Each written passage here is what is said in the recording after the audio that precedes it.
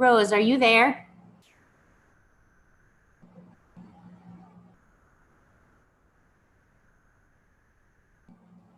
Yes, I'm here, Beth. So I have a question. We're being recorded, Beth. It's okay. All right, you want to just, I'm having a little technical difficulty because we're missing a keyboard for the TV. So I was going to ask you to help me, but that's all right. Um, just text me, okay?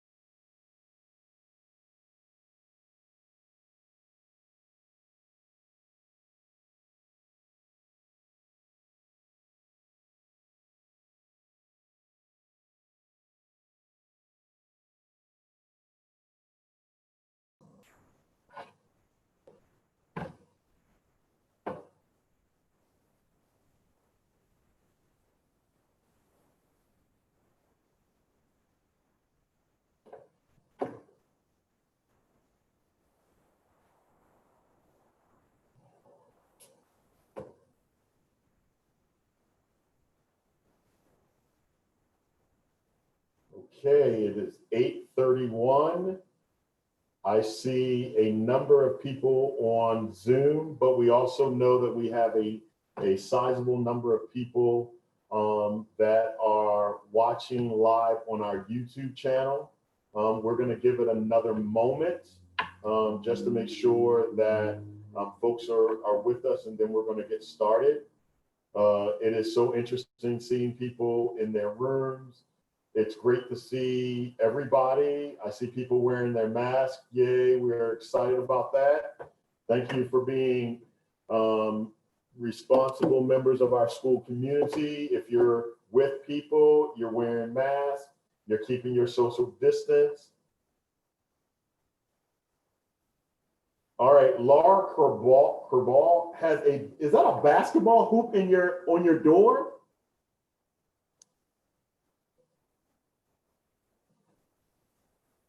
Is that a basketball hoop? Thumbs up.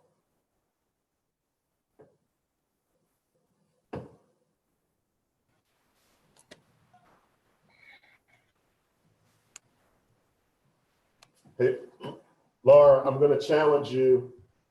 I've got my hoop in my office. Cowboys. All right, I'm coming over at some point. I can't hear you, Dr. Bryce, right? Yeah, can you repeat that? Yeah, I've got my Dallas Cowboys basketball. I used to have the hoop. Coming over to challenge you.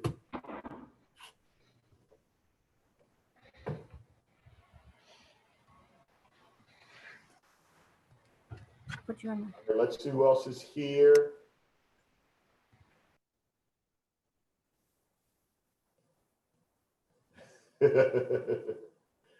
All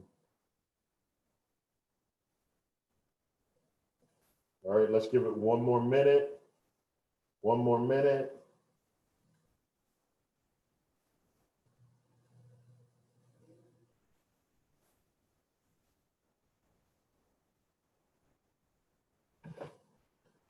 All right, let's get started. So, good morning. Welcome to the very first day of the 2020-2021 school year. Thank you very much for being with us. I think this would be a great time for us to stop for a moment and say the Pledge of Allegiance. All right, so let's take a moment, say the Pledge of Allegiance. I pledge allegiance to the flag of the United States of America and to the republic for which it stands, one nation, under God, indivisible, with liberty and justice for all. Thank you very much for that.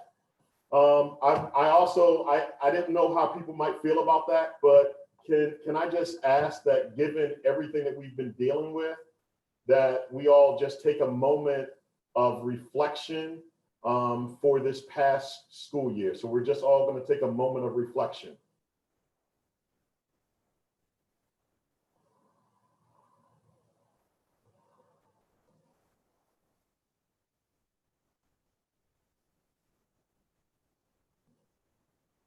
Thank you.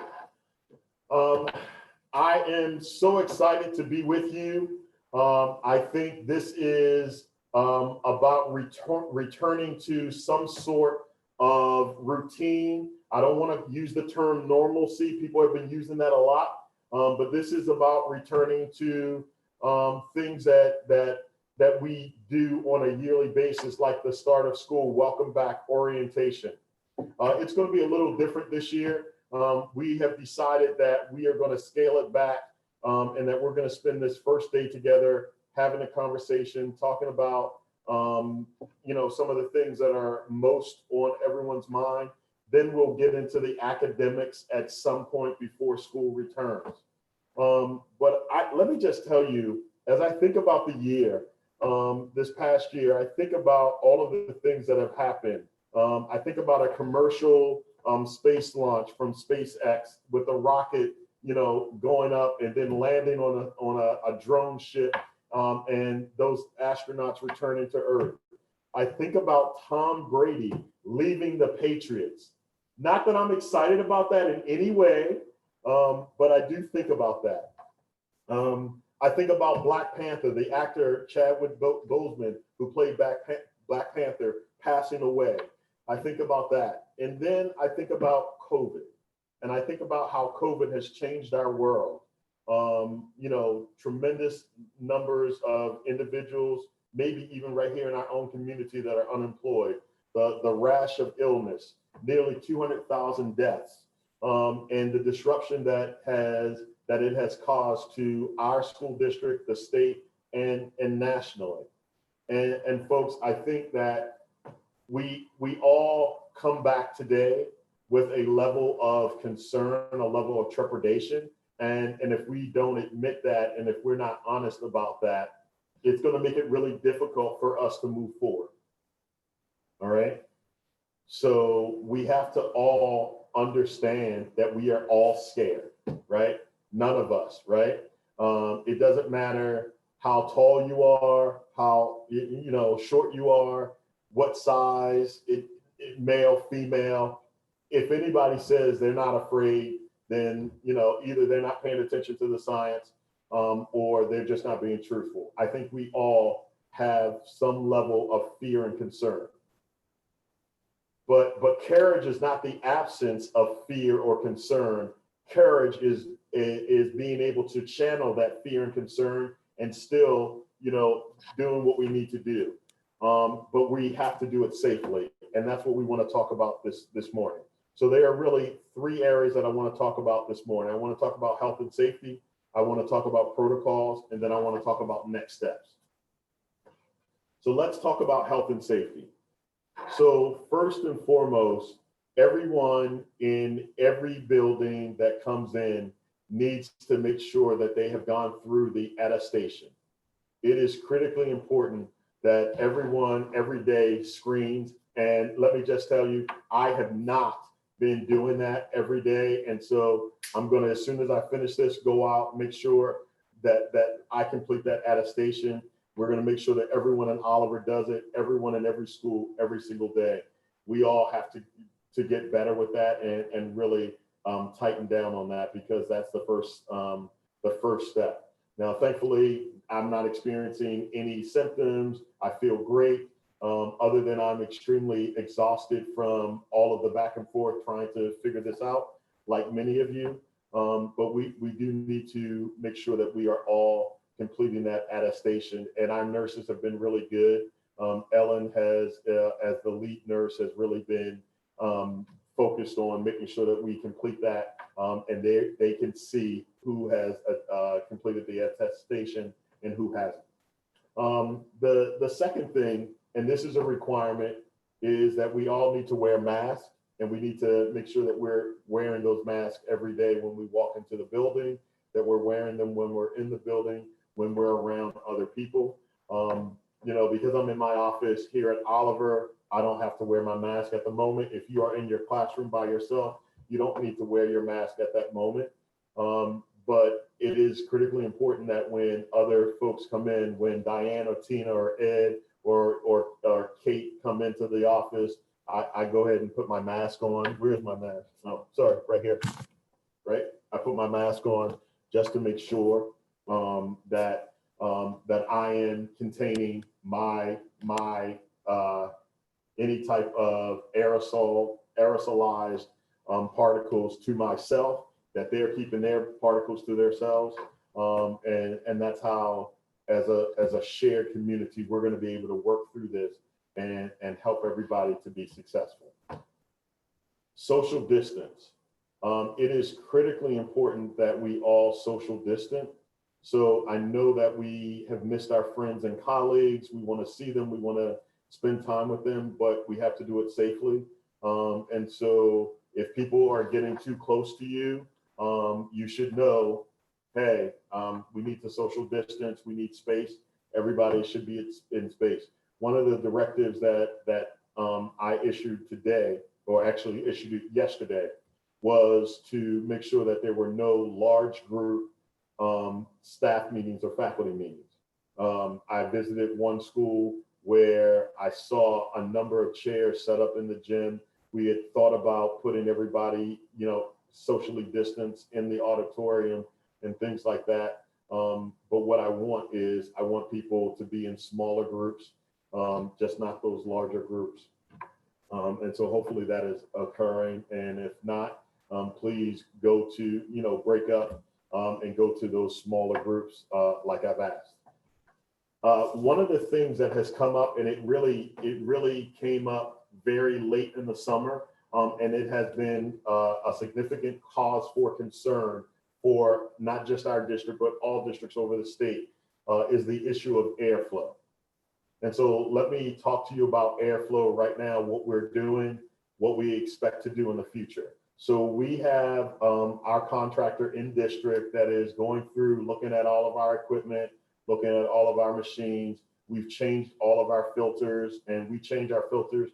The specs indicate that you need to change at least twice a year. We have been changing 3 times. We're moving that to 4 times, but they are checking to make sure that all of our machines are operating as effectively and efficiently as possible.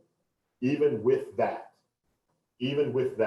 I think it's imperative that in your classrooms that we are opening all windows, unless you are in an air conditioned room.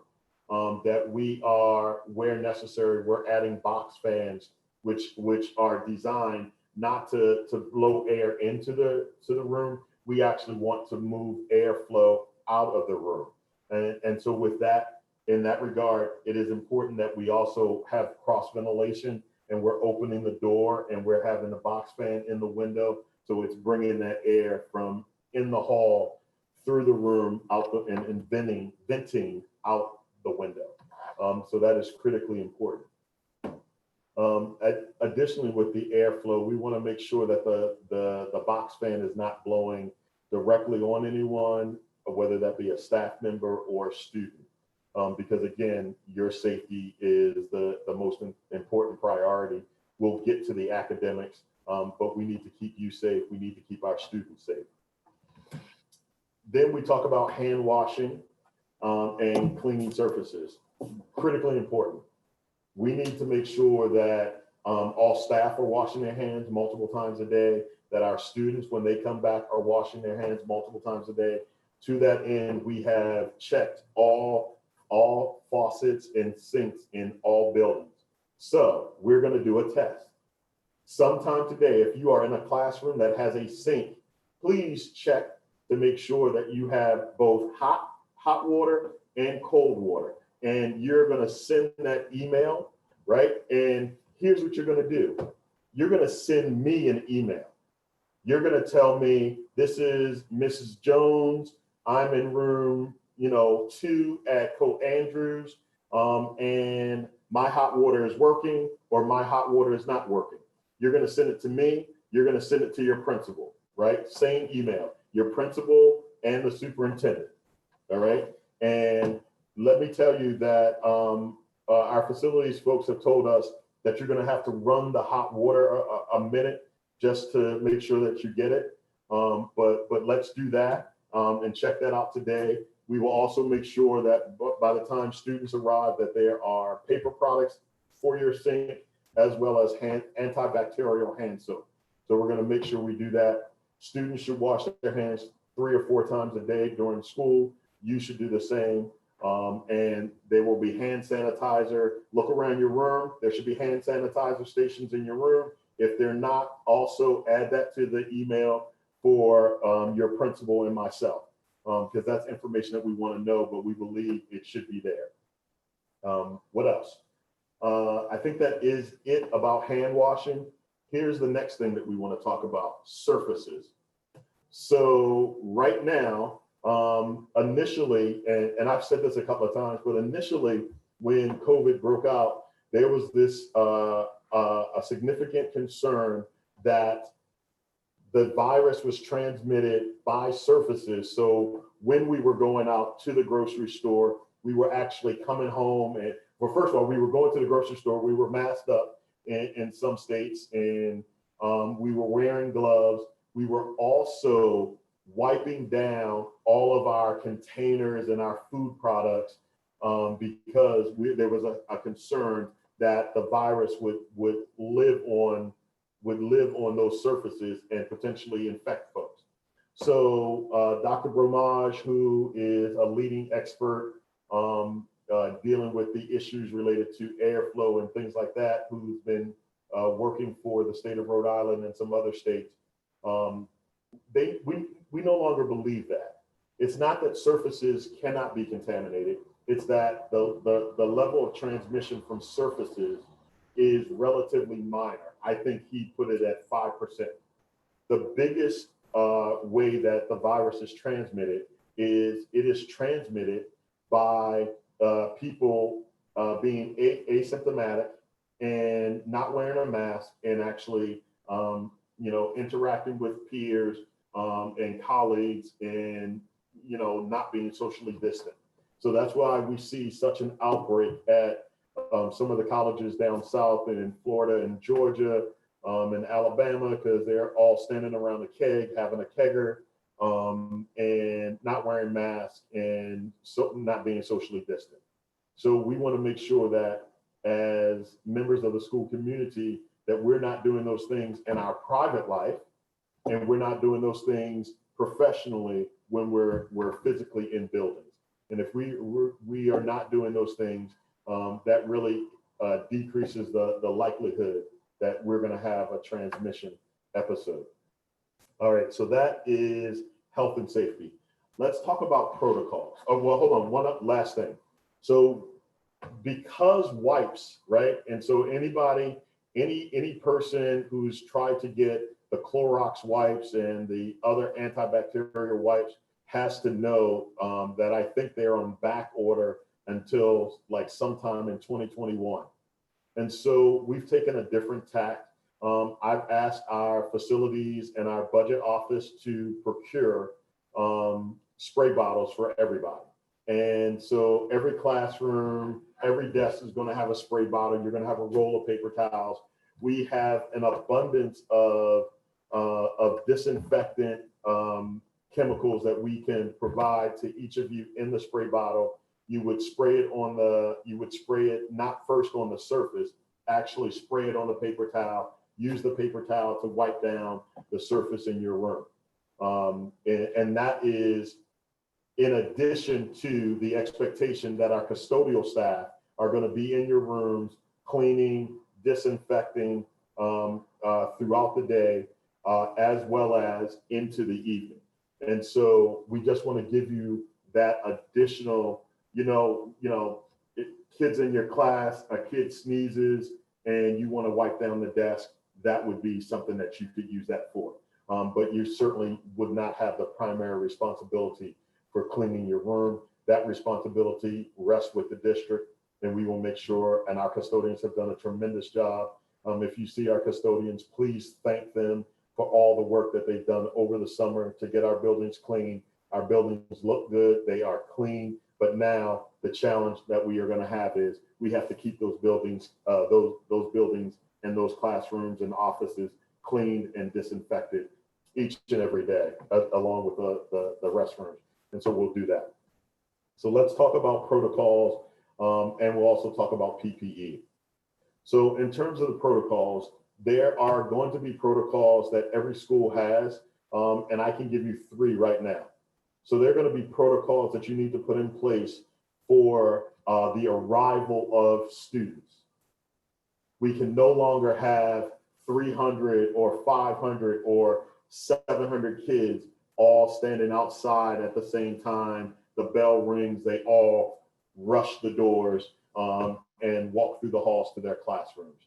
So all of our principals and their admin teams have worked with hopefully teacher leaders, and if not, you should probably get it today, information or over the next several days, information about how we're going to bring all of our students into the building.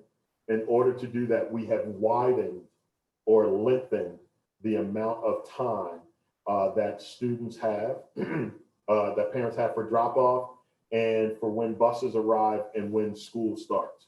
So there may be an additional 15-minute period for drop-off.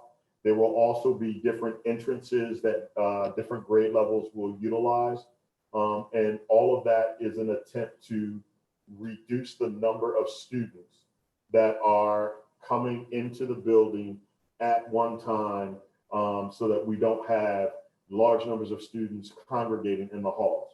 Now, go back to what we talked about earlier. The first level of protection for everyone is wearing a mask. And so we have those, everybody has to wear a mask. Students and staff will not be allowed in the building without masks. If a student refuses to wear a mask, administrators will, please notify your administrator immediately. Administrator will come, they'll work with that student, talk to the parent. But we have a really easy solution for that. If you're not wearing a mask and you refuse to wear a mask, and after we talk to you and talk to your parent, you refuse to wear a mask, then we're going to put you on distance learning.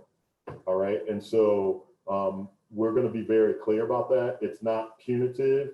It's health related. I'm not going to suspend the student. I'm merely going to put the student on distance learning. And then we'll deal with the parent from that regard.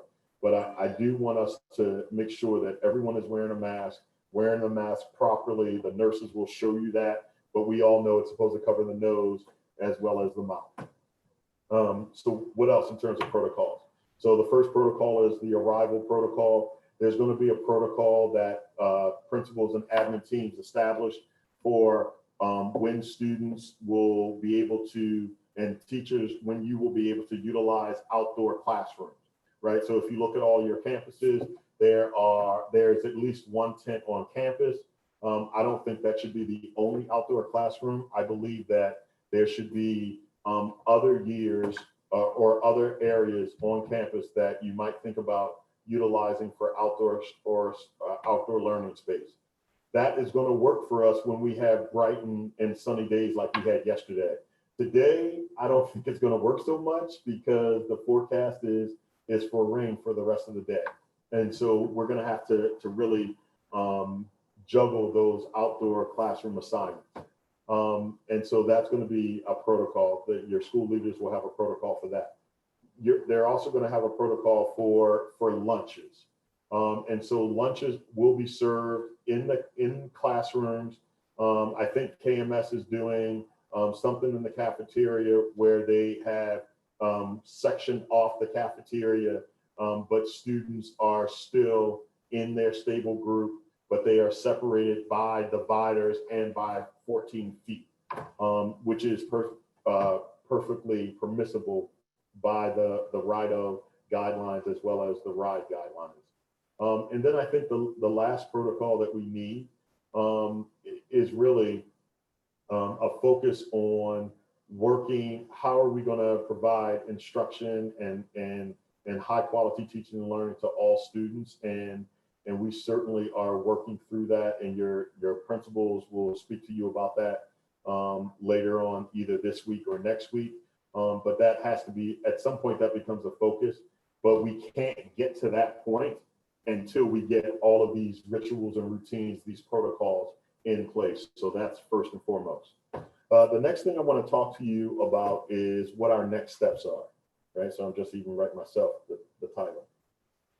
So as we all know, the governor has mentioned that all schools are safe to fully open, and that has caused some confusion in the community.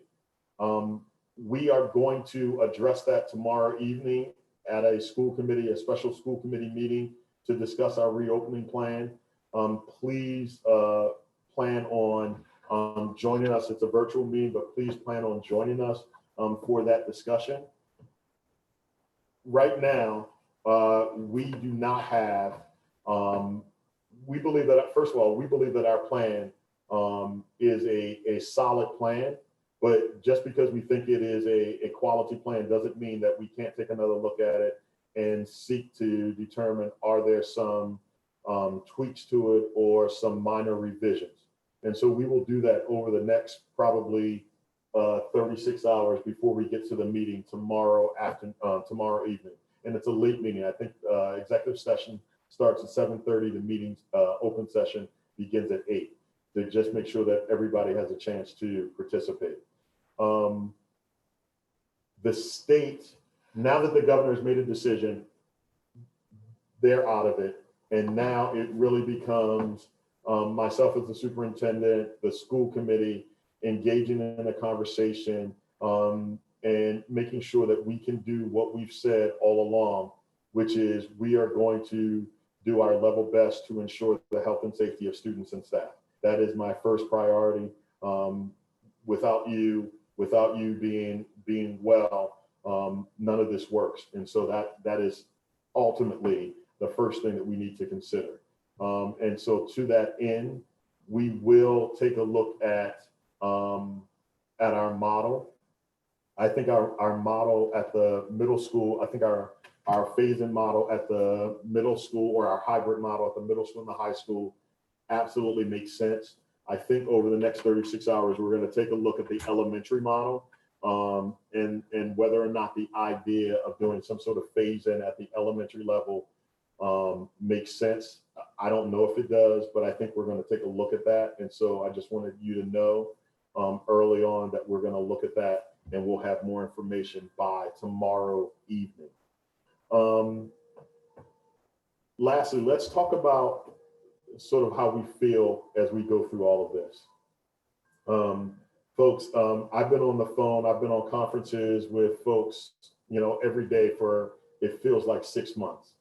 I think we are now at a place in time where I think we all have some level of frustration, all right? That we don't quite have all the answers. We need all the answers. When am I going to get my teaching schedule? When am I going to know which students are on my roster? All of those things. So you're gonna know to the best of your ability what you're teaching and who your students are. You're gonna know that by close of business today, because it's going to go live tomorrow. So that's what we've asked. There's still going to be some holes in that schedule. There's still going to be some students that receive a schedule tomorrow in the portal that will not have, that will say teacher to be determined, because we still have a vacancy. Not many, but we have a few. So we'll be able to get that for you so that you can start getting ready. Certainly everybody's going to be teaching within their field of certification. So that's one thing. I think the last thing that I would mention about that is that we continue to work through the model for how we implement distance learning.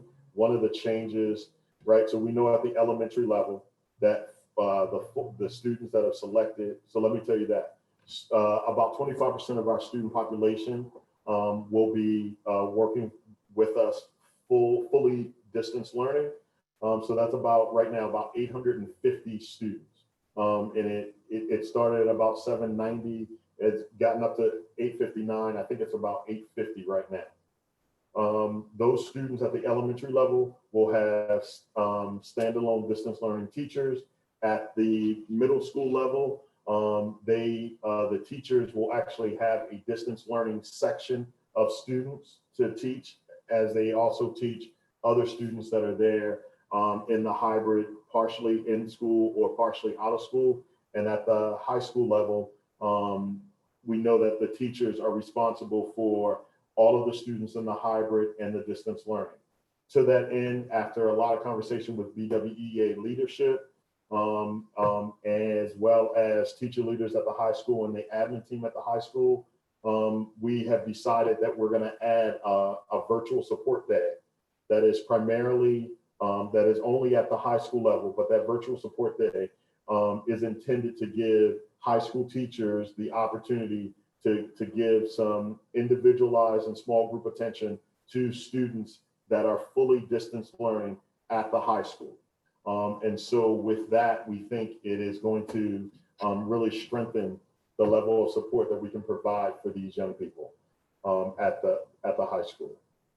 I think the other next step that we have is once we make a decision tomorrow about how we're going to reopen, communicating that. And so we will certainly communicate that with you if it's not being communicated instantly through social media, which we expect. But we'll also put out a social a staff update, a community update on both days, as well as we will then have another all staff meeting sometime next week. We don't have it scheduled yet.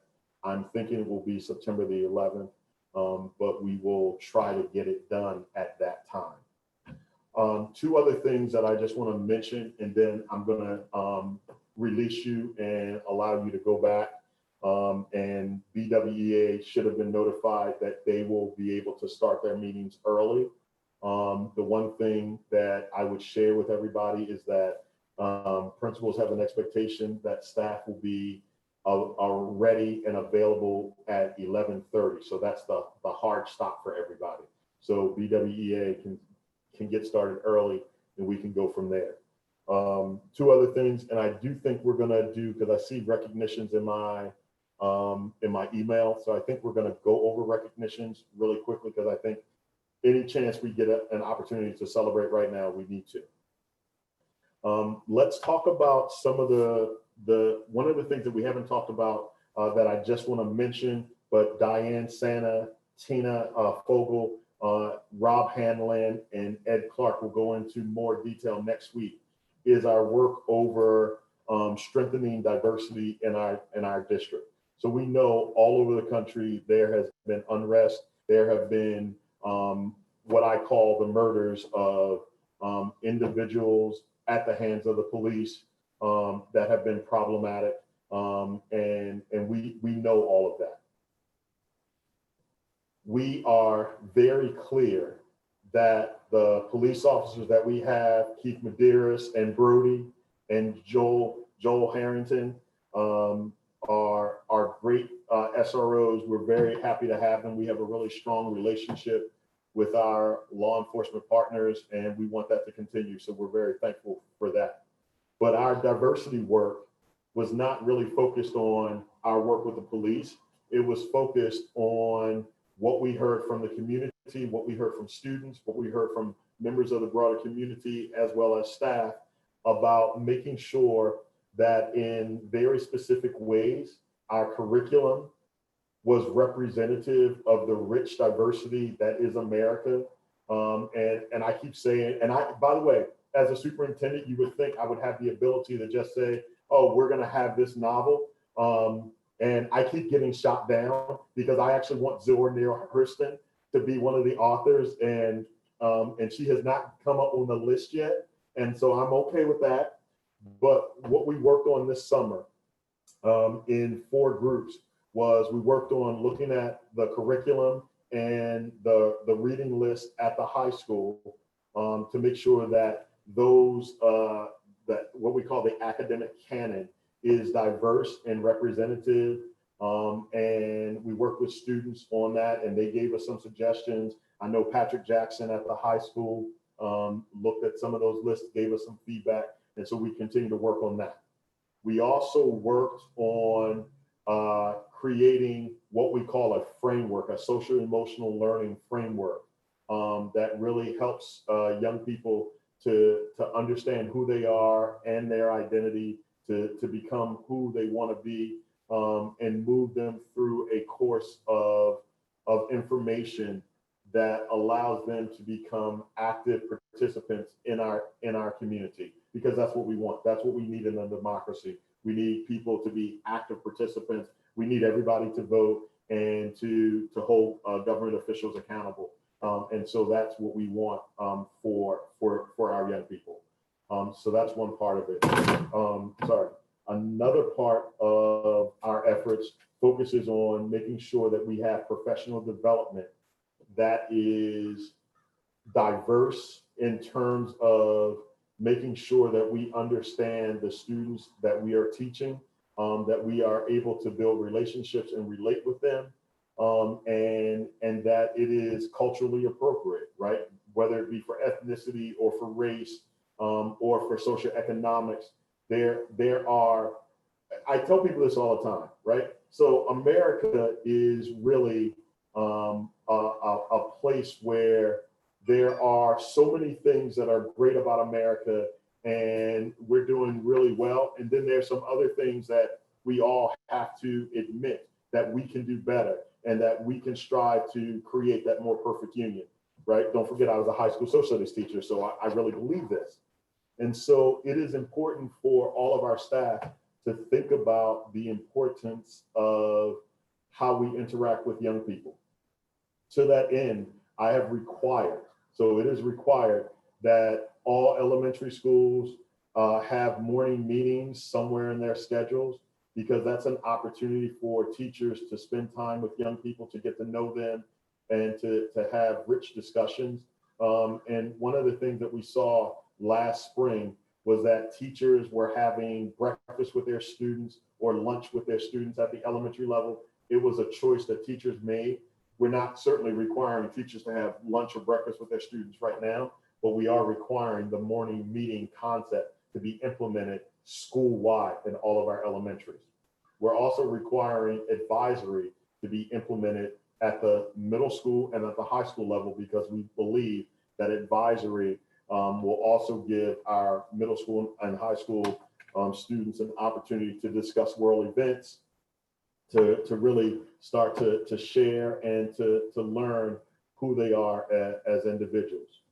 To that end, today, you should get a copy of, it's a very thin book, small book, but I have loved this book probably for, I want to say since 2002, so for 18 years.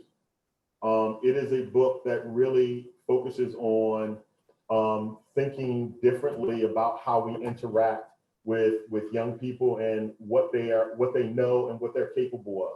And so I want you to take, I'm not going to read this story to you, right? I want you to read it yourself. But this is really an opportunity for us to change our perceptions about how we interact with young people and what they're capable of, even when they come from meager backgrounds, right? And so one of the things that I am so very proud about in America is that America is a place where anybody born to anyone can grow up and become anything they want to.